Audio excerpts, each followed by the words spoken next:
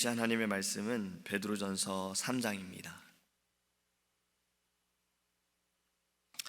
베드로전서 3장 1절에서 7절 말씀입니다. 제가 주는 성경책은 신약성경 380페이지입니다. 베드로전서 3장 1절에서 7절입니다.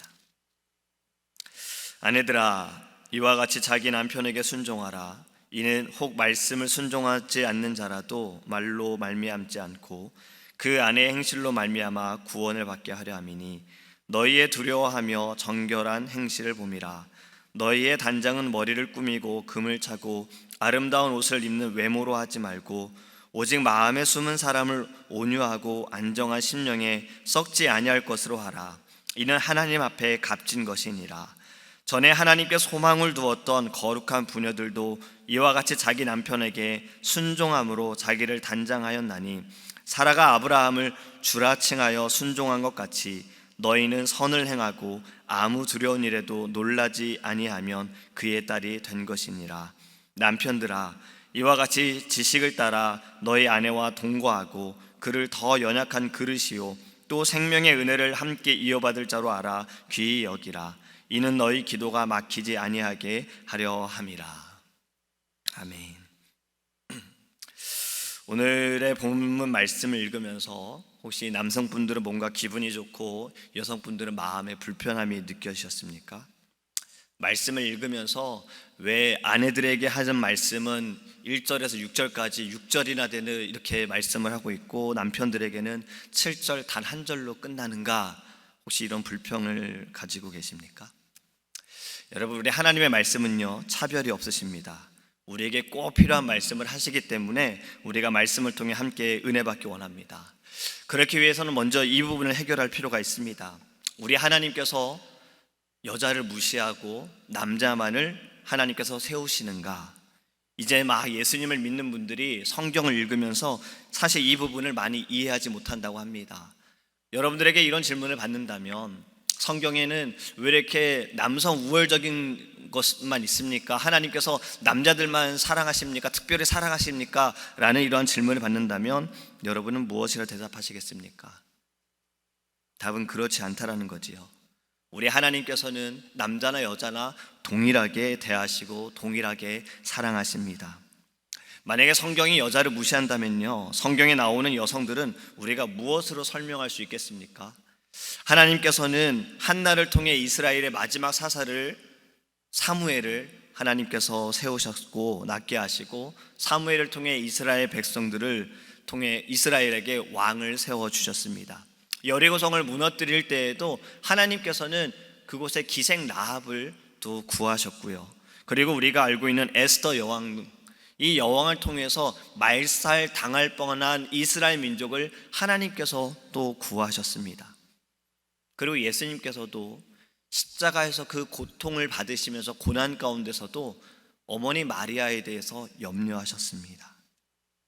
여러분, 남자도 여자도 모두가 하나님의 형상으로 지음을 받았습니다. 우리가 창세기의 말씀을 보면요, 여자를 만드실 때 하나님께서 아담이 돕는 배필이 없으므로 라는 말씀이 있습니다. 여기에 돕는 배필이 우리나라 말로 느껴질 때 뭔가 돕는다, 뭔가 조연의 느낌처럼 우리는 받아들여질 수가 있어요. 서포트하고 뒤에서 도움을 주는 사람으로 생각할 수 있지만, 히브리어로 이 말씀을 우리가 해석해 보면 에제르 케네그도라고 합니다.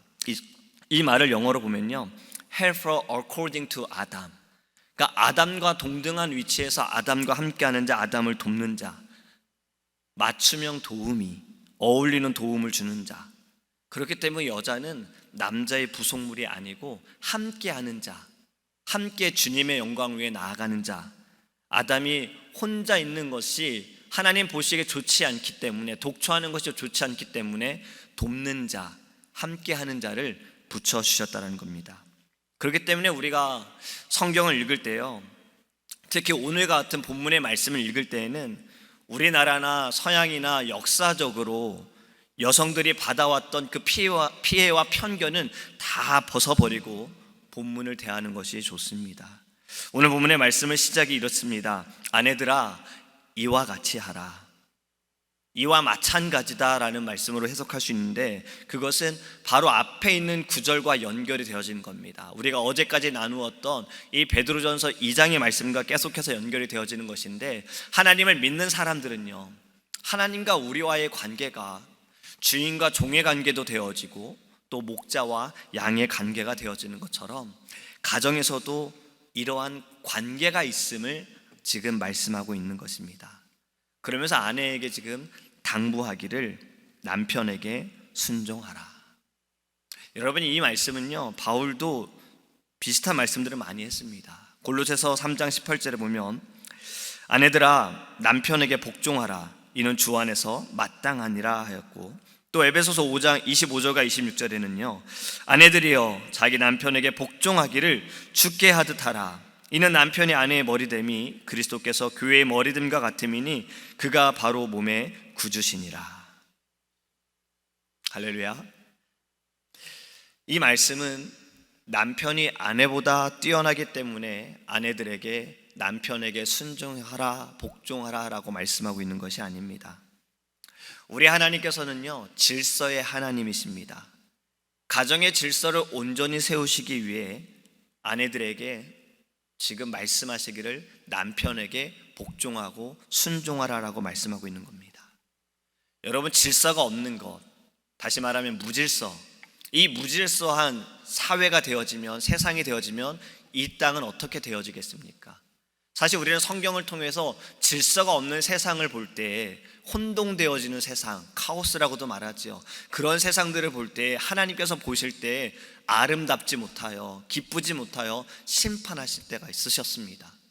가정도 마찬가지입니다. 하나님께서는 가정을 통해서 질서를 세우셨습니다. 그 질서를 세우시기 위해 남자를 머리로 세우셨다라는 거예요. 하나님께서 사람을 만드실 때도 어떠하셨습니까? 남자는 흙으로 빚으셔서 하나님께서 혼을 넣으시고 영을 넣으셨고, 여자는 남자의 그 갈빗대를 떼셔가지고 갈빗대를 통해 만드셨다라는 거예요. 여러분, 질서의 하나님께서 질서를 세우시기 위해 지금 말씀하시는 겁니다. 아내들이여 남편들에게 순종하라. 또 오늘 성경에서는요 이렇게 말씀합니다. 그 순종함이 어디까지인지를 가르쳐 주는데, 믿지 않는 남편에게도 순종하라라고 말씀하고 있어요. 주일마다 말로 교회 가자, 예배 드리러 가야 돼, 이 말을 하기보다는 먼저 남편을 존중하고 남편을 사랑하고 남편을 위해 기도하고, 말을 하지 않더라도 내가 얼마나 하나님을 사랑하고 내가 얼마나 남편을 사랑하는지를 보여준다면 그 남편 또한 그 모습을 통해서 하나님을 믿게 될 것이다 라고 말씀하고 있는 겁니다. 저도 중고등부 시절 때, 중고등학교 때 한 우리 집사님께서 남편을 두고 오랫동안 기도하는 것을 보았습니다. 한 18년 정도 기도하신 걸로 제가 기억하고 있어요. 그 남편을 위해서 함께 예배하기 위해서 새벽마다 와서 정말 눈물로 기도했고, 때로는 밤에 철야하면서 하나님께 기도했어요. 오랜 시간이 걸렸습니다. 하나님께서는요 하나님의 그때의 기도를 응답하여 주셨고, 그 남편이 주님 앞에 나와 함께 예배했습니다. 제가 미국으로 오기 전까지 한 5년 동안 모습을 본 것, 그 가정을 본 모습은요 남편이 더 열심으로 하나님을 예배했고 교회에 열심으로 더 충성하셨다는 거예요. 분명히 하나님의 때가 있습니다. 그렇기 때문에 오늘 본문이 우리에게 말씀하고 있는 것은, 물론 우리가 말도 해야겠지만 말보다도 우리의 행함, 우리의 모습이 다른 사람들이 볼 때 교회 다니는 사람, 예배하는 모습, 하나님을 사랑하는 사람 정말 다르구나, 그것이 남편에게도 나타나기를 간절히 소망합니다. 2절부터 있는 말씀은요 사실은 1절에 있는 말씀을 뒷받침해 주는 말씀들입니다. 외모에만 신경을 쓰지 말고 내적인 마음을 가꾸려고 노력하고 그 모든 것이 하나님을 위한 그 마음에 대한 중심이 되어지기를 지금 말씀하고 있는 거예요. 그렇기 때문에 1절부터 6절까지가 아내에게 하는 말씀이지만 사실 절수만 길 뿐이지 아내들에게 하는 말씀은 단 하나입니다. 순종하라. 남편들에게 순종하라. 그런데요 남편들에게 하신 7절의 말씀, 이제 남성분들이 잘 들으시기 바랍니다. 이 한 절에 얼마나 많은 말씀들이 있는지요. 성경에서는 사실 남편들에게도 당부하는 말씀들이 있습니다. 에베소서 5장 25절에 남편들아 아내 사랑하기를 그리스도께서 교회를 사랑하시고 그 교회를 위하여 자신을 주심 같이 하라. 또 골로새서 3장 19절에 남편들아 아내를 사랑하며 괴롭게 하지 말라. 이러한 말씀들을 우리가 기억하면서 오늘 7절에는요 여러 가지를 말씀합니다. 첫 번째는 아내를 더 연약한 그릇으로 알아라. 이것은 지적으로, 도덕적으로, 영적으로 여자가 연약하다라는 말씀이 아니라 우리가 육체적으로, 생물학적으로 볼 때 하나님께서 만드신 우리의 이 육적인 것을 볼 때 남성분들이 여성분들보다 뼈가 더 단단하고 육체적으로 조금 더 튼튼하다는 이야기입니다. 그렇기 때문에 그릇으로 비유한 것은 사실 우리 모두는 그릇입니다. 질그릇이지요. 하나님께서 만드신 우리 모두가 그릇이에요. 근데 여성들은 조금 더 약한 그릇이기 때문에 남성들은 여성들에 대해서 연약한 그릇을 대하듯이 아끼라라는 그러한 말씀인 것입니다. 또 두 번째로 말씀하고 있는 것은요, 잘 이해하면서 함께 살아가라라는 거예요. 이것은 결혼에 대한 말씀이지요. 하나님께서는 이 가정을 세움에 있어서도 한 남자와 한 여자를 만나게 하시고 가정을 이루게 하셨다는 것을 우리가 반드시 알아야 합니다. 그렇기 때문에 부부는요 모든 일에 늘 함께 하는 거예요. 같이 웃어야 하고 같이 울어야 하고 같이 기도하면서 같이 예배하는 것이 건강한 부부이고 건강한 가정인 줄 믿습니다. 세 번째는 생명의 은혜를 존중하라. 남편과 아내는요 모두 생명으로 인도하는 그 하나님의 은혜 가운데 우리는 똑같이 하나님의 그 은혜를 받고 있는 공동 상속자다라는 것입니다. 그렇기 때문에 남편과 아내는 영적인 교제를 통해서 하나님의 그 은혜에 감사하고 서로 사랑하고 서로 아끼고 존중하라라고 말씀하는 겁니다. 마지막으로 남편들에게 말씀하고 있는 것은 그렇게 해야 기도가 방해를 받지 않기 때문이다라는 거예요. 본문에서는 기도가 막히지 않는다라고 말씀합니다. 여러분, 아내의 마음을 불편하게 하고 남편이 편안한 마음으로 사회생활을 할 수 있을까요? 사실 그럴 수 없습니다. 아무도 그럴 수 없을 거예요. 왜냐하면 우리는 하나님께서 맺어주신 하나이기 때문에 그렇습니다. 아내가 아프면 나도 아프고 남편이 아프면 나도 아픈 거예요. 아내를 아끼고 사랑하고 존중할 때 그때 드리는 기도를 하나님께서는 기뻐하신다라는 겁니다. 오늘 우리가 나눈 말씀은요 바로 아내와 남편 또 더 나아가 건강한 가정에 대한 말씀입니다. 저는 이런 이야기들을 좀 들었어요. 부부 세미나를 다녀오고 또는 부부 학교를 다녀오거나 아버지 학교, 어머니 학교를 다녀오신 가정이 부부싸움이 더 많이 일어난대요. 왜 그런지 아십니까? 부부 세미나를 갔다 오고 이 학교를 갔다 와서 가면은 이제 이런 말들을 하는 거예요. 남편들아, 아내를 사랑하라. 아내를 괴롭게 하지 말아라. 아내를 돌봐주어라. 아내들아, 남편을 존중해라. 남편을 순종해라. 이러한 말씀들을 듣고 이제 돌아왔는데 이 말씀을 나에게 적용하는 게 아니라 자꾸 상대방에게만 적용하는 거예요. 오늘 뭐라 그랬어? 아내를 사랑하라 그랬잖아. 근데 왜 사랑하지 않아? 아니, 그 말만 들은 거야. 남편을 순종하라고 했는데 도대체 뭘 순종하는 거야? 이러다 보니까 부부싸움을 한다는 겁니다. 여러분, 우리에게 주시는 말씀은 우리가 듣기를 원합니다. 남편들에게 하는 말씀은 남편들이 들으시고요, 아내들에게 하시는 말씀은 아내들이 들으시기 바랍니다. 각자에게 하신 말씀을 우리는 듣고 하나님께 나아가길 원합니다. 청년들이 이런 착각들을 많이 한다고 해요. 우리 청년들의 기도 제목이 무엇일 것 같아요? 공통적인 기도 제목이 있습니다. 바로 배우자예요. 뭐 공부 배우자 아닙니다. 아내나 남편, 미래의 배우자를 위해 모두가 다 기도합니다. 우리 유년부 선생님들도 지금 교사가 9명인데 모두가 청년들인데 기도 제목이 다 마지막은 배우자예요. 근데 청년들이 착각하고 있는 것들이 있습니다. 저 또한 결혼하기 이전에는 착각했던 것 같아요. 그것은 바로 내가 행복해지기 위해 결혼한다. 이것이 착각이다라는 겁니다. 왠지 결혼하면 더 행복할 것 같아. 이건 틀린 말은 아니에요. 결혼하면 더 행복한 건 맞습니다. 근데 내가 내 인생에 행복해지기 위해서 결혼해야지, 이 생각은 위험하다라는 것을 우리가 알아야 합니다.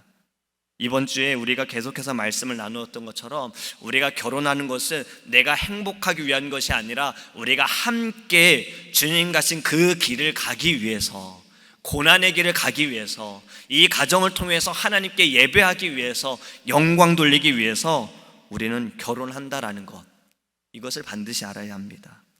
만약에 결혼에 대해 우리가 내가 행복할 수 있을 것 같아, 결혼하면 내가 행복해져, 이 생각은 상대방을 통해 내가 무엇을 받느냐 받지 않느냐라는 그 개념이 있다라는 거예요. 그 기준을 통해서 내가 상대방에게 이것을 다 받으면 나는 행복해. 근데 이것을 내가 받지 못하면 나는 너무 결혼을 잘못했어, 불행한 것 같아. 여러분, 이것이 잘못됐다라는 겁니다. 분명히 알아야 할 것이 있습니다.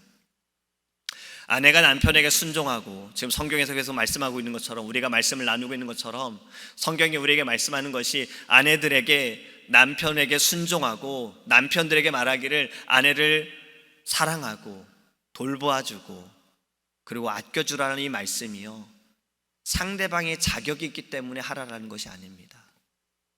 남편이 존중받을 수 있는 사람이기 때문에, 내가 이 사람을 완전히 신뢰하고 이 사람이 나보다 낫기 때문에 그 사람을 순종하라라고 말씀하고 있는 것이 아닙니다. 아내가 사랑받을 자격이 있기 때문에 사랑하라라고 말씀하고 있는 것이 아닙니다. 지금 우리에게 주시는 말씀은요, 그 상대방이 자격이 되든 아니든 무엇보다 우리가 해야 할 것은 하나님께서 말씀하셨기 때문에 사랑해야 하고 순종해야 하고 존중해야 하고 섬겨야 한다는 거예요. 여러분, 이럴 때에 가정이 건강할 수가 있는 것입니다. 사실 오늘 제가 불러보고 싶었던 찬양은요, 찬송가 555장이었어요. 그런데 이 찬양을 많이 불러보지 않아서 실수할 것 같아 559장으로 바꿨는데, 555장의 제목이 이렇습니다. 우리 주님 모신 가정. 가사가 너무나도 저에게 은혜가 되어서 1절만 제가 한번 읽어볼게요. 우리 주님 모신 가정, 복되고 복된 가정, 괴로우나 즐거우나 주를 위해 살아가리. 온 식구가 모여 앉아 즐겁게 찬송하니 지금까지 지내온 것 주의 크신 은혜로다. 할렐루야. 여러분, 건강한 가정을 세워가시길 원하십니까? 하나님이 기뻐하시는 가정을 세워가기 원하십니까? 그렇다면 아내는 아내의 자리에서, 남편은 남편의 자리에서 하나님께서 기뻐하시는 그 최선의 마음과 행함으로 믿음의 가정을 세워가기 위해 더 힘쓰시기를 간절히 소망합니다. 말씀을 맺으면서 제가 전에도 한번 말씀드린 것 같아요. 워룸이라는 영화가 있었어요. 워룸. 이 영화 제목처럼 전쟁 방 같은 것입니다. 가정에 대한 이야기예요. 이 영화에 보면요, 남편이 외도를 해요. 바람을 핀 거예요. 이것 때문에 가정이 깨어집니다. 아내가 너무나도 아파하고 힘들어해서 교회에 찾아가 상담을 합니다. 상담을 하면서 여러 가지 이야기를 나누고 기도를 하는데, 거기에서 주는 메시지가 무엇이냐면, 가정을 세우기를 원하느냐, 가정을 깨기 원하느냐. 아내는 가정을 세우기를 원하는 거예요. 남편이 너무나도 죽도록 믿지만 자녀들을 위해서 가정을 어떻게든 세우고 싶은 마음이 컸어요. 그래서 그가 한 것이 무엇이냐면, 옷장에 있는 옷들을 다 빼고 그 방을 기도룸으로 만듭니다. 그리고 아내가 그곳에 들어가서 눈물을 흘리며 계속해서 하나님께 부르짖습니다. 그리고 문 밖에 나가, 집 밖에 나가 그는 선포합니다. 사단아, 너는 절대 우리 가정을 무너뜨릴 수 없다. 나는 이 가정을 지키기 위해 하나님께 나아가고 나는 더 간절히 하나님께 기도하겠다라고 선포하며 눈물로 그 기도방에서 기도합니다. 남편이 그 모습을 보고 어떠했을까요? 남편이 깨졌습니다. 자신의 잘못을, 그리고 아내에게 내가 어떻게 사과를 해야 되고 아내에게 어떻게 내가 용서를 구해야 할까, 아내가 나 때문에 저렇게 힘들어하는데 이렇게 살아서는 안 되겠구나. 그리고 정신을 차리고 그 또한 가정을 세우기 위해 함께 기도하는 그러한 내용입니다. 여러분, 사단은요 지금 이 시대에 계속해서 우리를 깨뜨리려고 합니다. 특히 가정을 깨뜨리려고 합니다. 우리가 어찌해야 합니까? 이 영화처럼 우리는 선포해야 하는 거예요. 예수의 이름으로 나는 이 가정을 지키기 원한다. 하나님께서 세우셨고 하나님께서 만나게 하셨고 하나님께서 주신 나의 자녀들을 내가 절대로 방치하지 않겠다. 그러기 위해서 여러분의 그 각자의 자리에서 주님께서 주신 말씀대로 우리는 최선을 다하여 하나님께 영광 돌리는 그러한 복된 주님의 자녀가 되기를 간절히 소망합니다. 기도하겠습니다. 사랑의 하나님, 감사합니다. 하나님께서 아버지 이 땅을 창조하시고 아담과 하와를 통해 가정을 세우셨습니다. 하나님께서 우리에게도 이 만남의 축복을 통하여 가정을 세워주셨습니다. 아버지, 우리에게 주신 말씀처럼 각자의 우리의 자리에서 하나님 열심을 다하여 서로를 위해 기도하게 하시고 서로를 사랑하게 하시고 존중하게 하시고 아버지 주님께서 세우신 이 가정, 믿음의 가정을 위해 힘써 나아갈 수 있도록 은혜를 내려 주시옵소서. 사단은 여러 가지 방법으로 전략으로 하나님 이 시대 가운데 계속해서 우리를 넘어뜨리고 깨뜨리려고 합니다. 가정을 무너뜨리려고 합니다. 교회를 무너뜨리려고 합니다. 주님께서 보시는 거룩한 것들을 자꾸 하나님 무너뜨리려고 합니다. 주님, 우리가 이때에 이 시대에 아버지 믿음으로 선포하게 하여 주시옵소서. 거룩함을 지키기 위하여, 주님께서 세우신 가정을 지키기 위하여, 하나님의 교회를 지키기 위하여 주님, 우리가 더욱더 힘써 기도하게 하여 주시옵시고 아버지 성령을 사모하는, 성령을 충만하는 아버지 믿음의 거룩한 자녀 될 수 있도록 주님 인도하여 주시옵소서. 이 아침에 하나님 특별히 기도하는 것은 우리의 가정을 위해 기도하기 원합니다. 우리의 부모님을 위해서, 우리 서로를 위해, 남편을 위해, 아내를 위해, 또 우리의 자녀들을 위해 하나님 기도하기 원합니다. 아버지 하나님, 함께 예배하기 원하는데, 함께 주를 위해 봉사하기 원하는데 그러지 못한 하나님 가정들, 이것이 정말 가장 우리가 정말 아버지께 간절히 원하는 소원의 그 기도의 제목, 하나님 이 아침에 또 믿음으로 부르짖습니다. 하나님, 우리가 이것으로 인해 지치지 않게 하시고 하나님 더 사랑을 베풀게 하시고 나누게 하시고 사랑을 보이게 하여 주셔서 반드시 하나님의 그때에, 하나님의 그 뜻대로 주님 함께 주 앞에 나와 예배하고 말씀을 사모하고 또 주의 나라를 위해, 교회를 위해 함께 일할 수 있도록 은혜를 내려 주시옵소서. 감사드리며 살아계신 예수님의 이름으로 기도합니다. 하늘에 계신 우리 아버지여, 이름을 거룩히 여김을 받으시오며 나라에 임하옵시며 뜻이 하늘에서 이룬 것 같이 땅에서도 이루어지이다. 오늘날 우리에게 일용할 양식을 주옵시고 우리가 우리에게 죄 지은 자를 사하여 준 것 같이 우리의 죄를 사하여 주옵시고 우리를 시험에 들게 하지 마옵시고 다만 악에서 구하옵소서. 대개 나라와 권세와 영광이 아버지께 영원히 있사옵나이다.